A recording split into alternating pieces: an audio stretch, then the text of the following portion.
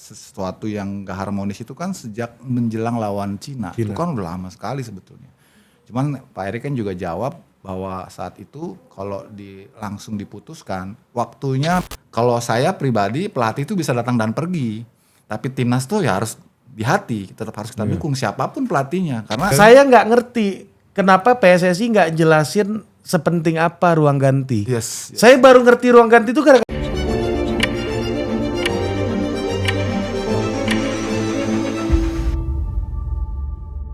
Oke, kembali lagi di The Authority dan hari ini gue bersama seorang pengamat sepak bola yang selalu gue saksikan ketika gue bertumbuh ya di usia-usia emas prima dan di masa-masa pembinaan.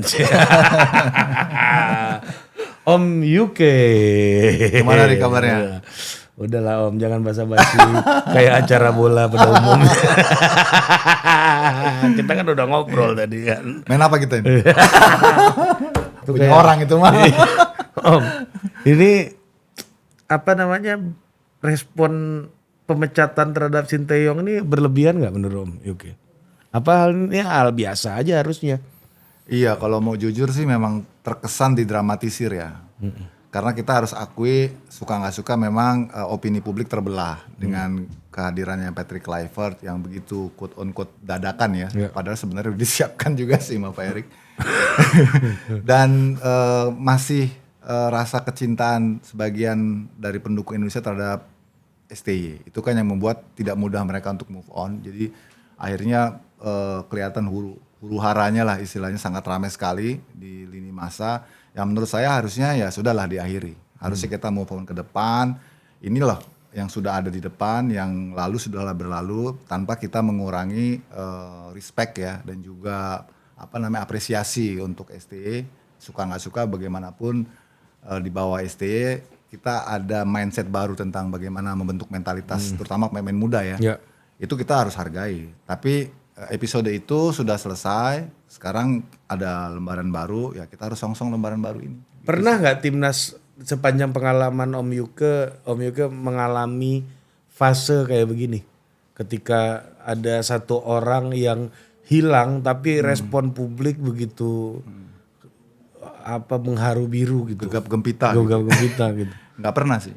Ini baru pertama kali ya? Pertama, karena wajar mengingat ST ini termasuk pelatih moderat atau pelatih kekinian yang lifetime-nya di timnas paling lama. 5 tahun. Ya, jadi sangat wajar kalau terjadi kegandrungan yang begitu melekat ketika sosok ini kemudian tiba-tiba pergi. Jadi ya itu normal saja. Dan saya kira ini pelajaran juga ya untuk federasi. Kalau misalnya karena gini, Ri, ini kan sebenarnya kan dari dia diperpanjang sampai kemudian diterminasi itu kan jaraknya pendek. Betul. Jadi pertanyaan orang kenapa nggak dari awal ketika terjadi adendum perpanjangan kontrak, sifatnya masih adendum ya, belum definitif permanen. Itu dari situ evaluasinya. Kalau kelihatannya ini memang ST dianggap oleh federasi nggak bisa sustainable untuk menjaga kepentingan pemain diaspora yang akan datang begitu bertubi-tubi, yang faktanya sekarang seperti itu ya, sejak awal aja udah diakhiri gitu. Kalau ini kan baru perpanjang kontrak paling mungkin 6 bulan ya. 6 bulan. Jadi itu akhirnya jadi polemik ya kan. Itu yang disayangkan sih kalau gue sih. Kalau seperti itu kenapa nggak dari awal? Kan waktu itu juga dikatakan oleh Pak Erick sebenarnya kan peristiwanya itu sudah mulai terjadi sesuatu yang gak harmonis itu kan sejak menjelang lawan Cina. Itu kan udah lama sekali sebetulnya. Cuman Pak Erick kan juga jawab bahwa saat itu kalau langsung diputuskan waktunya mepet untuk pertandingan berikutnya karena sisa sebulan mungkin dia juga belum prepare untuk cari-cari kali gitu kan ya. Nah akhirnya diambil momentum kemarin. Cuman jadi kelihatan nggak smooth karena itu diakhirinya persis setelah STY dianggap gagal membawa timnas AFF yang notabene pemain junior untuk lolos ke fase berikutnya. Padahal kan di awal komprominya setahu gua ya ini kan memang nggak ditarget. Jadi akhirnya seperti nggak klop gitu loh. Ternyata evaluasinya bukan AFF, evaluasinya ternyata itu disharmonisasi yang sudah terjadi sejak bulan Oktober kalau nggak salah, sebelum lawan Cina lah intinya lah. Kemudian berlanjut lawan lawan Jepang ya, terus kemudian kita bisa fight back lawan Arab Saudi. Cuma kan itu kan jadi kontradiksi karena ternyata di masa menunggu untuk eksekusi itu kita bisa fight back lawan Arab Saudi. Inilah yang nggak bisa diterima oleh para pendukung STY. Kenapa kok lu evaluasinya justru setelah timnas ini posisi di klasemennya lagi bagus. Itu sih polemik itu yang menurut gua akhirnya jadi rame gitu. Iya, tapi kalau ngelihat faktor-faktornya kan yang intangible ya. Iya betul. Pak Erik masuk ke sisi kualitatif yang sulit untuk diukur sebenarnya kan. Betul. Nah, selama ini pemecatan pelatih timnas kayaknya matematikanya kuantitatif terus kan? Yes, betul. Iya kan, nggak ada yang kualitatif kayak begini kan? Betul. Nah, kira-kira apa faktornya menurut Om Yuka? Kenapa parameternya federasi yang biasanya itu soal hasil kita kalah terus nggak berkembang, ini berubah nih dalam mengukur keberhasilan seorang pelatih. Jadi kalau dulu memang kan sebelum kepemimpinan Pak Erik ya, ketua umum PSSI yang lama, memang selalu ukurannya itu hasil, ukurannya itu data gitu ya. Nah itu bisa kita pahami karena tuntutan masyarakat juga sangat konkret. Tropi gitu misalnya kan, itu yang di era kepengurusan PSSI sebelumnya itu nggak bisa terpenuhi. Akhirnya yang paling mudah untuk mencari takaran, mencari benchmark ya hasil.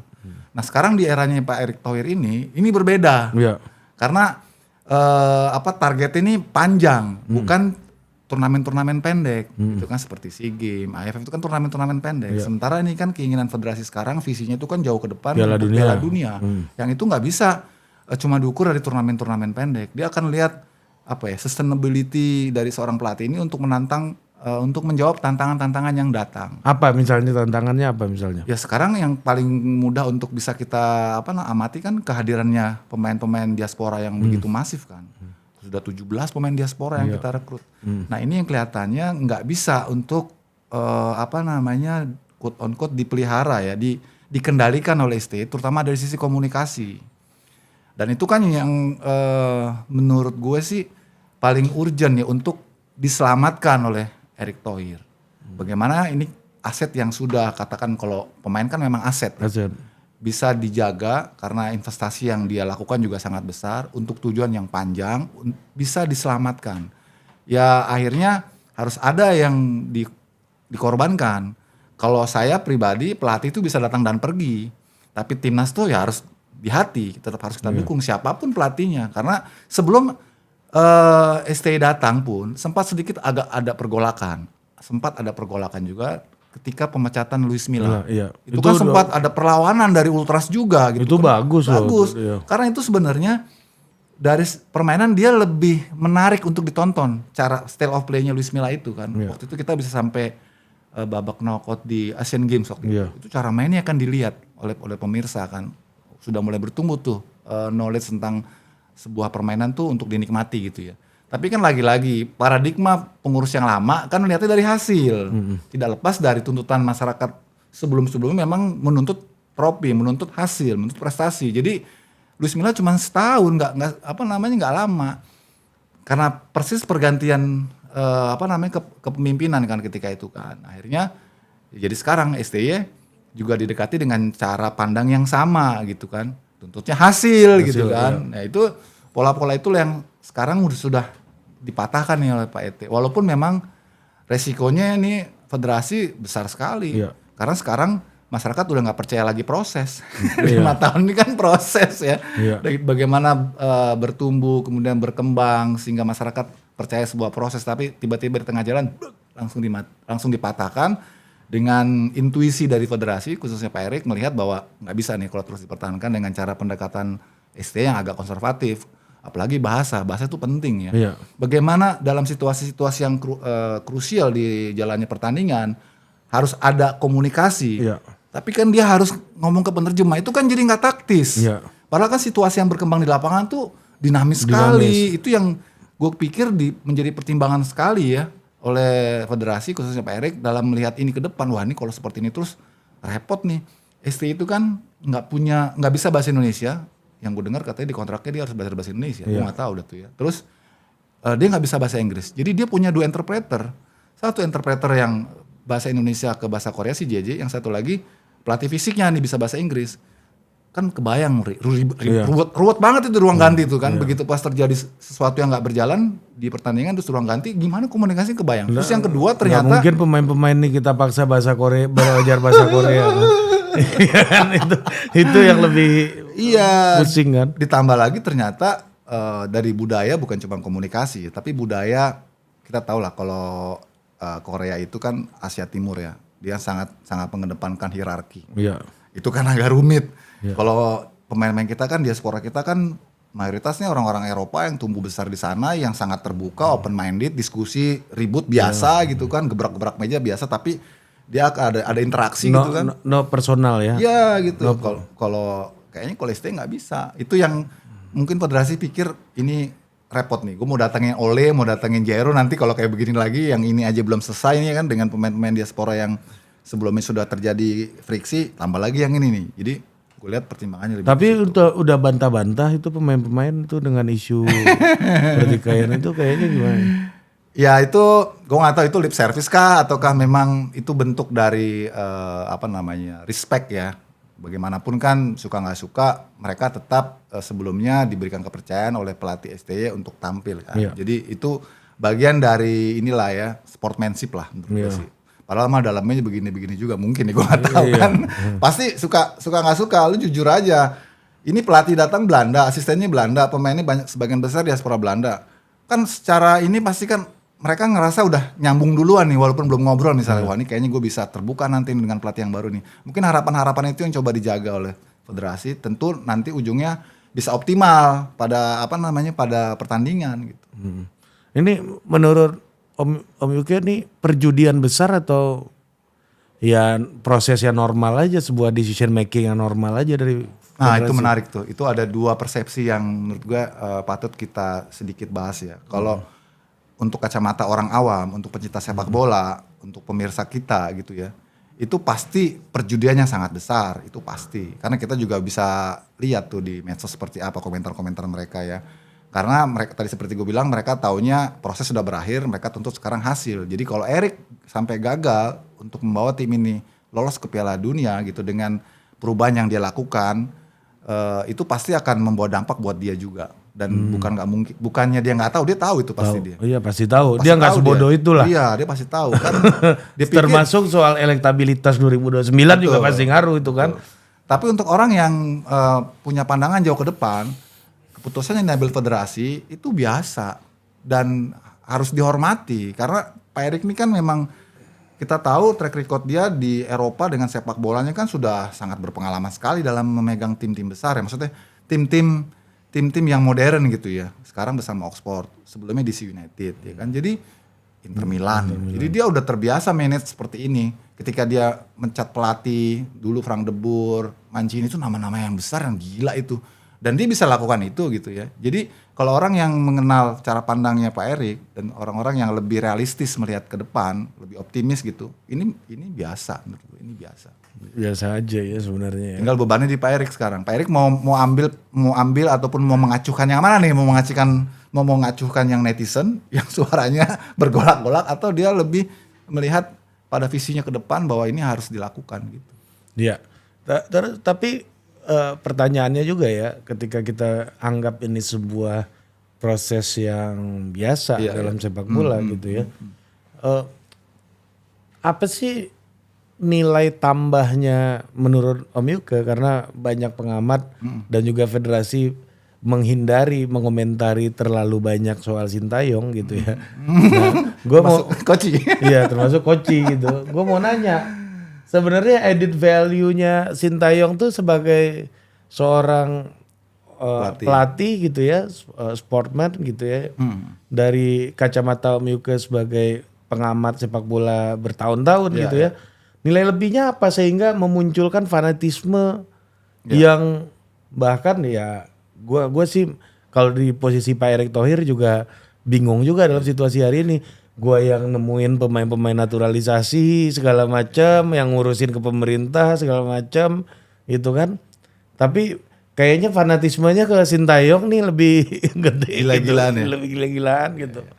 Iya, nilai tambahnya kalau dari gue pribadi terlepas dari pencapaian STY dalam menangani tim selama 5 tahun ini adalah bagaimana dia mengubah mindset pemain-pemain kita secara mentalitas.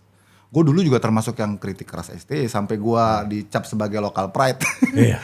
Ketika dia datang, dia latihan sangat keras sampai gendong-gendongan gitu kan, yang gue bilang wah dengkul bisa copot nih, gue bilang gitu kan. Gue abis tuh gue dikritik juga tuh. Tapi waktu itu kan gue melihatnya siapapun pelatih tim nasional, maka dia akan menjadi rujukan untuk semua stakeholder. Ya. Termasuk juga stakeholder di akar rumput. Ya. Yang gue khawatirkan waktu itu, yang mungkin nggak dimengerti oleh pemirsa saat itu, gue dianggapnya mengkritik. Padahal maksud gue jangan sampai cara latihan yang sangat keras dan ultra seperti ini itu ditiru oleh akar rumput. Karena akar rumput ini itu akan jiplak abis-abisan. Soalnya berbeda kalau akar rumput kan lebih kepada mes, lebih pada pemasalan, lebih pada mengencourage para pemain itu menyenangi sepak bola. Belum sampai kepada fase latihan berat. Nah ini yang waktu itu ditanggapi berbeda, dipikir gue seolah-olah menghalangi ya upaya perubahan yang dilakukan oleh STY dengan cara latihan yang keras. Maksud gue jangan sampai ditiru oleh anak-anak di bawah umur. Masuk akal. Iya. Karena kalau latihan beda caranya. Kalau gitu bagi kan. gue ya, kalau andalannya latihan keras gitu misalnya, ya kita taruh di Kostrad aja pemain-pemain. Itu udah pasti disiplin dan keras itu, dan sekaligus nasionalis gitu. Lebih ekstrim lagi. Karena kan gue kan bersentuhan langsung ya dengan komunitas akar rumput. Tapi kan bukan itu problemnya kan. Kan itu Iya. karena soalnya kenapa setuju. gue saat itu bilang seperti itu, karena gue udah saksikan sendiri mereka ini nyontoh abis.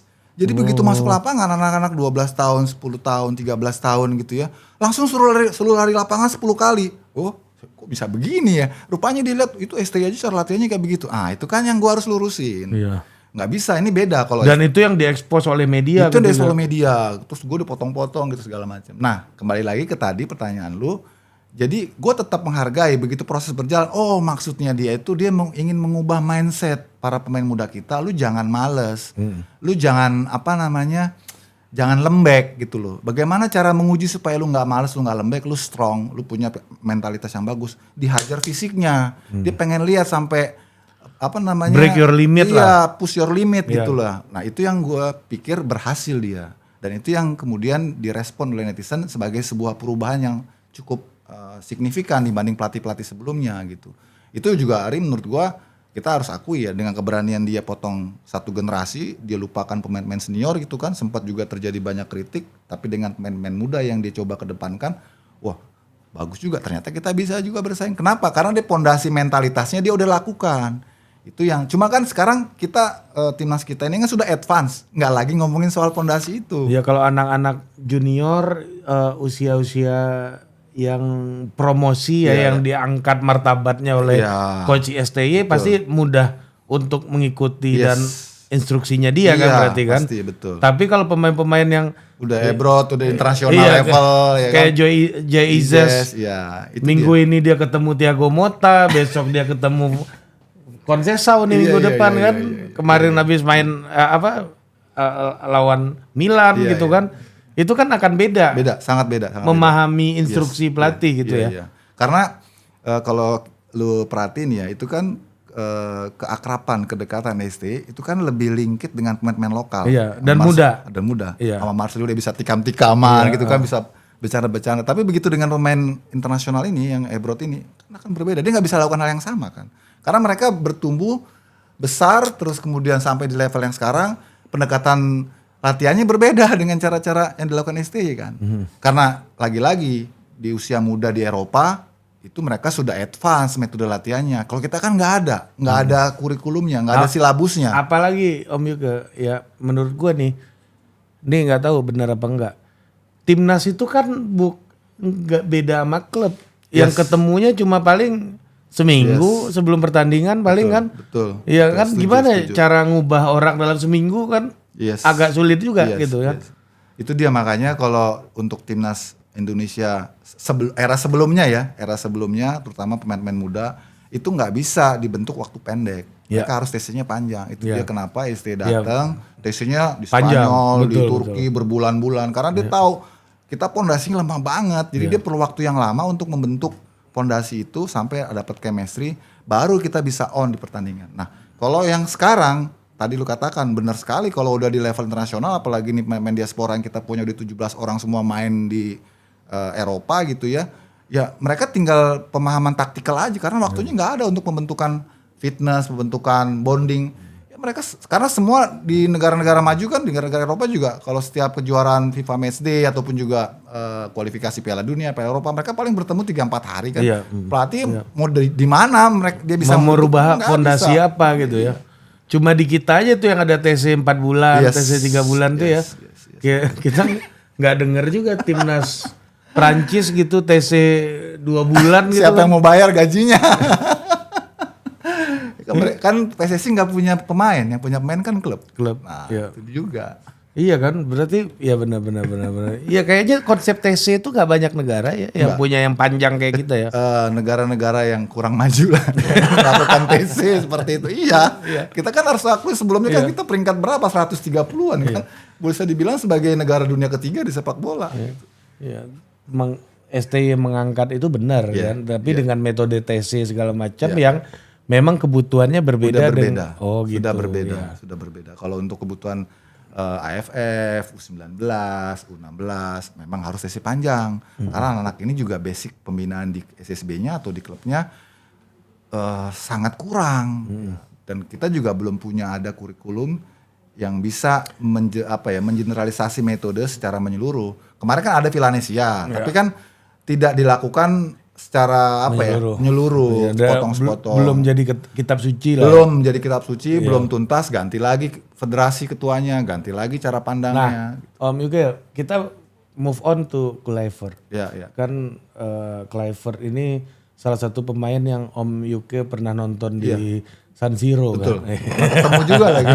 Oh ketemu. Pernah foto bareng juga, iya. Waktu pemain aktif. Iya 97. Maka gue tua banget nih berarti ya. Jadi 97 itu gue pas ada acara World Cup 3-on-3 basketball itu ambasadornya dulu yang udah meninggal juga Kobe Bryant itu di Milan. Jadi kita dibungkus sama panitia sekalian nonton pertandingan AC Milan lawan Lazio. Saat itu pas Kluivert baru direkrut. Jadi Kluivert kan sponsornya sama nih, sama sebuah produk juga. Jadi dia masuk join dalam acara kita ya, jadi wartawan yang diundang di acara itu ya bisa interaksi sama dia, wawancara segala macam, ketemu sama dia, masih muda banget gitu, masih cupu banget lah istilahnya. Baru dari Ajax ya. Yes. Dia betul. tim Ajax juara champion kan waktu itu kan. 94-95 ya 95. Nah kita bicara Kluivert ya. Ini pertanyaannya sebenarnya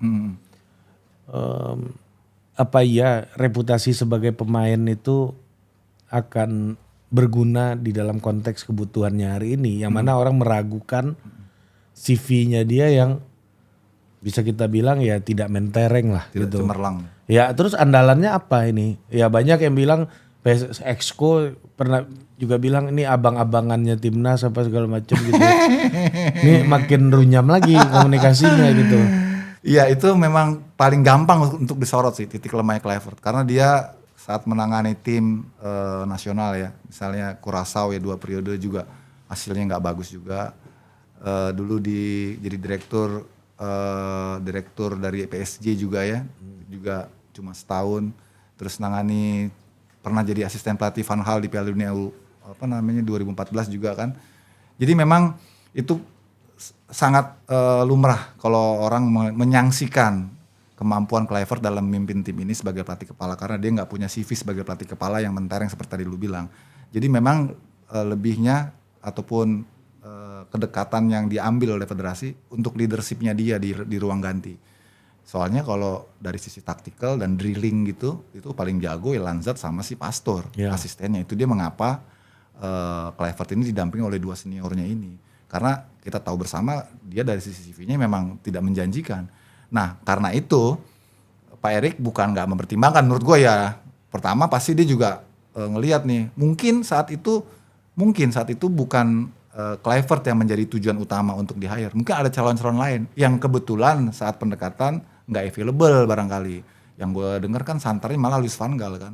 Tapi Louis van Gaal dengan usia sesepuh ini, dengan pencapaian dia sudah raih begitu banyak, dia juga kan nggak ada rangsangan lagi lah untuk menjadi pelatih kepala kan. Ya gue malah kurang setuju kalau kalau sampai yang sesenior Van Hal, Iya, karena betul. pasti rasa laparnya nggak Udah hilang. udah hilang Udah ya. capai. Udah capai semua. Nah, mungkin juga dia sudah, Pak Erik mungkin juga sudah coba nominasi lain, misalnya seperti Van Bronckhorst ya, mungkin juga Philip Cocu, mungkin ya, gue nggak tahu. Tapi kan yang jelas mungkin yang availability-nya tersedia dan dianggap masih bisa, tadi lu bilang jadi abang-abangan untuk main-main diaspora ini ya Kluivert gitu loh.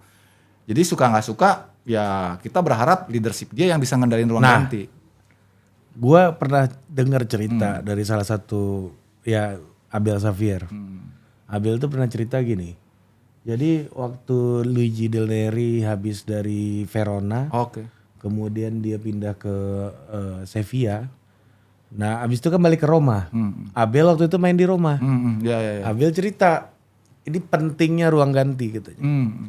Jadi semua Del Neri dia bicara sebagai gentleman, kata si Abel kan, bahwa I respect you dan saya harap kalian juga menghormati saya. Kita akan ulang ini keberhasilan saya di Verona begini di Sevilla begini kita sempat juara ini macam, dan semangat itu saya ingin bawa ke AS Roma kata dia kan. Dan saya akan main dengan skema saya di sini 4-4-2. Terus Antonio Cassano angkat tangan. Coach Cassano ya. Cassano. Itu rebel banget tuh. Rebel. Coach, saya mau bicara. Oh iya silakan Antonio. Aju mendepan. Tadi coach bilang 4-4-2 ya. Iya. Bagaimana caranya kita bisa main 4-4-2? Saya mau main, Totti mau main, Montella juga mau main. 4-4-2 gimana caranya? Akhirnya Del main 4-3-3 sebulan dia dipecat. My God. Ini ceritanya Abel. Iya. Itu kan berarti pertaruhan ya. Jadi memang antara argumen pelatih dengan pemain kan. Saya nggak ngerti kenapa PSSI nggak jelasin sepenting apa ruang ganti. Yes. Saya baru ngerti ruang ganti itu gara-gara Abel cerita. Yes, waktu sebelum masih Sintayong, awal-awal KKS. Yes. Nah, saya nggak tahu PSSI itu punya apa ya, PR. Menurut saya ini kritik saya buat PSSI ya, ketika dia ngomong ruang ganti gitu. Kita nggak diajak berimajinasi ada apa di ruang ganti gitu loh. Iya. Oh, menarik tuh, menarik. Nah, ini pertanyaan saya buat Betul. Om UK juga nih. Iya. Memang di area bisa nggak bantu kami ini, bantu kita semua ini, sepertinya halnya Abel tadi, untuk memberi imajinasi soal ruang ganti itu seperti apa? Betul. Setuju gue tuh. Itu sebenarnya masukan yang bagus, kritik yang bagus, karena di era ST gue belum pernah lihat ada sebuah ciutan ataupun juga potongan video tentang menggambarkan STY sedang berinteraksi dengan pemain di ruang ganti, kan itu nggak pernah ada ya. Sementara di sisi lain kita sering sekali melihat banyak potong-potongan video yang berseliweran gitu ya di ruang ganti. Bukan, kalau Pak Erik memang langsung ditonjolin kelihatan kan. Beliau yang menyeliwerkan. Iya. Nambah elektabilitas, nggak apa-apa Pak. Kalau Anda kerja benar apa salahnya? Iya kan? Iya. Maksud gue gini, pemirsa kita itu, netizen kita itu kan sebelum tadi yang lu bilang itu betapa pentingnya ruang ganti itu adalah where the match actually begin sebenarnya. Disitulah sebenarnya pertandingan dimulai. Disitulah kotak Pandora yang sebenarnya. Iya, itu kan yang orang pengen tahu kan. Iya. Abel cerita gitu kemarin. Nah kalau Om Yuke gimana? Gue setuju, karena gue juga sering lihat banyak drama-drama yang terjadi di ruang ganti ya. Kan juga kita sering nonton bagaimana potongan-potongan video di medsos, Pep datang ke ruang ganti, quiet gitu kan, sit down gitu. Itu kan seru ya. Kita bisa melihat leadership seorang pemimpin di situ ya. Kemudian Arteta juga kayak begitu. Kemudian Ronaldo juga dengan egonya yang besar sebagai pemain, dia merasa nggak puas di lapangan, dia masuk ruang ganti, digebrak pintu. It's okay gitu. Sebagai sebuah pendewasaan bahwa wajar dalam sebuah organisasi, apalagi tim sepak bola, untuk terjadi interaksi-interaksi yang seperti itu wajar. Tinggal kita lihat bagaimana cara memimpin seorang pelatih di situ, seorang leader, seorang manajer ya. Itu juga aku pikir perlu sih untuk di-share ya ke publik. Jadi federasi juga nggak perlu takut kalau memang vibe-nya positif, why not gitu. Ya mungkin nanti bisa jadi kayak dokumenter kah atau true story kah setelah pertandingan selesai itu tayang, kalau memang itu vibe-nya positif, hadirkan aja nggak apa-apa. Jadi orang tahu, oh ini ternyata pentingnya gitu. Apalagi kalau kita dalam sebuah pertandingan ada drama seperti itu, terus setelah pertandingan hasilnya bagus, itu kan bisa menjadi sebuah PRing juga yang bagus kan Iya, buat karena federasi. kalau hasilnya menang pelatih Bagus. mau marah kayak apa Oke, gitu kan. menang lu marah lu ada hasilnya kan gitu kan betul. kira-kira kan. Iya, setuju gue. Jadi kita tuh apa ya dalam sepak bola itu menurut saya ya satu lagi kita nggak diberikan edukasi juga oleh PSSI ya. Sepenting apa ini? Cuma ngomong ruang ganti, locker room gitu. Tapi locker room itu adalah epicentrum utama dalam pertandingan, jantung utama dalam pertandingan. Gimana orang kelahi di locker room, berbeda pendapat di locker room itu kan kita nggak pernah punya imajinasi. Yang kita tahu locker room itu tempat memberikan instruksi dan tempat kita beristirahat gitu kan. Kan itu yang kita tahu kan. Soft sekali ya. Iya kan. Iya. Nah kayak Ibra itu kan pidatonya di locker room udah kayak dia yang punya klub gue lihat. Ya, apalagi sekarang zaman medsos terbuka seperti ini ya. Dulu kan kita masih ingat bagaimana tragedinya sepatunya Ferguson terkena pelipisnya Beckham. Bayangin kalau zaman itu medsos sudah berkembang seperti sekarang, mungkin videonya akan ada itu. Karena pasti setiap media itu akan merekam setiap momen, setiap kejadian dimanapun tim nasional itu berada ya. Entah lagi latihan, entah di ruang ganti, entah di lapangan. Kan tinggal dia bisa edit mana yang bagus, mana yang bisa memberikan aura positif, memberikan edukasi positif. Dia bisa siarkan. Kalau yang jelek-jelek ya jangan gitu ya. Karena bangsa kita belum siap, Ri. Kalau lu mungkin udah biasa kali gitu kan. Malah gue waktu di Portugal gue sempat komplain ke tim media tuh. Si Justin mengumpat dalam bahasa Belanda nggak direkam sama dia. Lu bilang harusnya rekam aja gitu. gitu. Nggak ada bang ternyata. Aduh kata gue padahal tuh bagus banget. Horford Dome. Gue rasa kalau di kita Horford Dome biasa aja tuh. Justin. Asal jangan bahasa-bahasa yang kasar ya. Maksudnya apa ya kita tahu si lah. Belanda ini kan. Koppel. Filsuf Belanda ini. Lagi dirujak netizen kan lu. Justin mau liburan dulu dari sini katanya.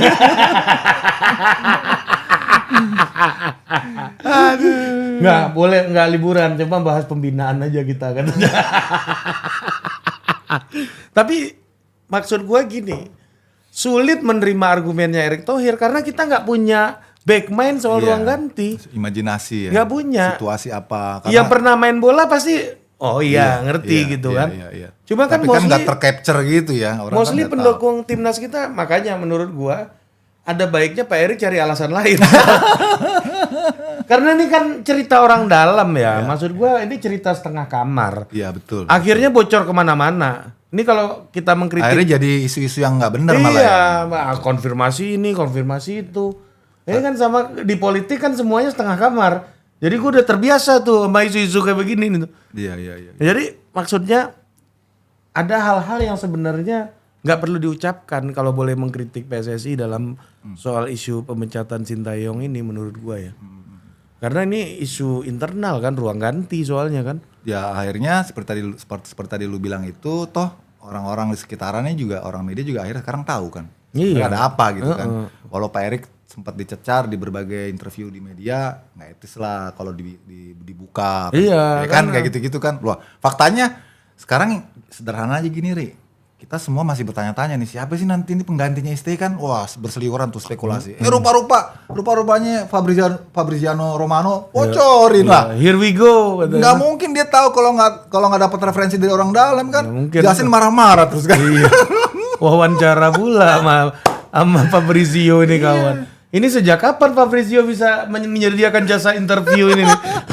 Belum pernah kan di interview kan? Betul. Ini baru pertama kali kan? Betul. Luar biasa itu. Gue cuma lihat foto dia begini aja biasanya kan.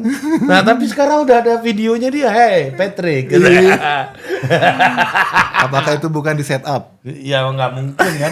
Nggak mungkin nggak gitu Iya ya? mungkin enggak. Baru satu video interview Anda Fabrizio. Luar biasa. Biasanya Anda here we go aja Anda. Itu orang juga kadang-kadang bahasa Inggris Anda juga nggak dimengerti orang. Iya. Cuma here we go. Wah, itu aja tuh tahu tuh kan. Ya kan? Sama kayak gini waktu yang kericuan ini mulai rame itu kan ketika Tuttosport mempublish kan. Iya. Kan akhirnya kan semakin mempertajam pertanyaan orang. Wah, beneran nih. Sebelumnya kan nggak ada yang percaya, ST bakal dipecat. Nggak ada yang percaya. Sampai kemudian Tuttosport menciutkan isu itu. Jadi wah orang makin Nah pertanyaan gue kenapa di sono dulu yang tahu? Kenapa di sono kok bisa gitu? Sementara di kita federasi seperti takut-takut untuk memberikan informasi. Gue udah seminggu sebelumnya sih tahu sebenarnya. Lu orang dalam juga lu rupanya. Kagak. Iya kan kita. Jangan ada yang bisikin lu juga pasti kan, yang terhubung dengan orang dalam. Ya kan, enggak kan. Kita kan adalah kawan-kawan kan. Ya kan? Makanya Anda lihat aja. Acara-acara politik kan isinya mereka-mereka juga. Jadi Patrick kekuatannya di winning the dressing room kan berarti kan. Yes. Karena reputasi besar yang dia miliki. Kalau orang bilang ini nggak selalu efektif, benar. Maradona aja gagal. Yes. Tapi kalau kita bilang ini pasti tidak efektif juga nggak benar juga. Belum mulai dia. Iya, Zidane berhasil. Yes. Ya dengan nama besar ya. Ya kan kalau untuk level itu pasti soal taktik segala macam minimal kalau nggak sophisticated tapi basic pasti udah kuasai sepenuhnya kan Om. Ya kan biasanya memang kalau pelatih kepala ya, kalau di luar negeri kan dibilangnya manajer ya. Memang dia lebih memanage situasional personal dan suasana ruang ganti. Kalau tactical, exercising segala macam, drilling, ya asistennya lah yang ini biasanya. Kan hierarki itulah yang sebenarnya di kita tuh nggak ada sebelumnya ya. Dia taunya pelatih yang ngelatih juga gitu. Padahal kalau di luar negeri ya pelatih gue hanya memanage manusia aja. Gitu. Dan kadang-kadang cuma H-1 aja datang pelatih kepala ini kan. Kadang-kadang kan pelatih-pelatih di luar juga rata-rata yang hebat-hebat kan justru malah asistennya kan, trainernya kan. Itu Arteta kan dulu kan juga dia jadi asistennya Pep juga kan. Dia sebenarnya kan top of mind-nya kan. Kan banyak asisten-asisten pelatih di luar negeri juga seperti itu. KKS aja punya asisten non sepak bola. KKS punya asisten. Ada juga asisten pelatih spiritual ya. Iya, asisten pelatih politik pun punya kan. Nah, oke. Om Yuka, kita masuk ke tema selanjutnya ya. Maksud gua yang tadi udahlah. Kita kesimpulannya kan kalau Kluivert ini nggak bener nanti lawan Australia ya kita kritik juga bersama-sama kan gitu kan. Iya dong, harus fair kan? dong, harus fair kan. Kalau sekarang nggak bisa gitu loh, Iya, kan, karena belum mulai. Belum main gitu kan. Itu juga sikap gua tuh. Iya. Cuma gua nggak setuju tuh Justin bilang Pak Erick Thohir pasti pilihannya tepat karena udah punya klub di Italia itu. Gua nggak setuju coach. Kalau rujukannya hasil ya tunggu hasilnya. Masa trio Belanda main di Inter? Hah? Saya sebagai pendukung Milan, saya kecewa dengan Pak Erick Thohir.